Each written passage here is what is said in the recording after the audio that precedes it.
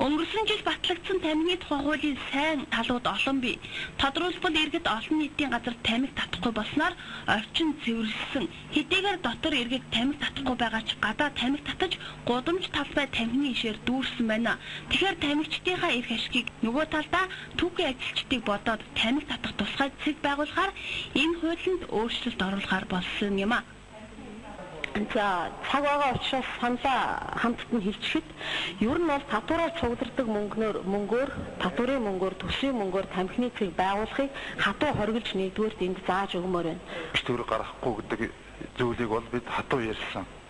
Тэгэхээр дотоод орчин дээр одоо тамхины цэг байгуулах юм бол тэр одоо хандив мөнгөөрөө усах нь тэр бол өөрснөө тэр байгуулгынх нь одоо бодох зүйл.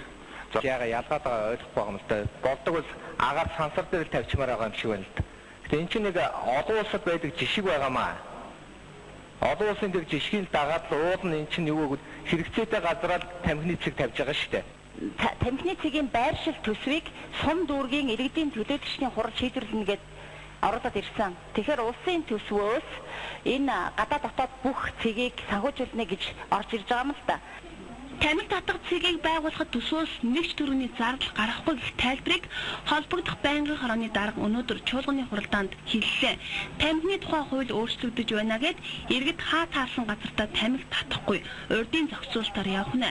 Гэхдээ нэмж тамхины цэгүүдийг байгуулахаар болсон нь энэ хуулийн өөрчлөлтийн гол зорилго юм а. Одоо та бүхэндээ өнөөдрийн гадаад мэдээг хүргье.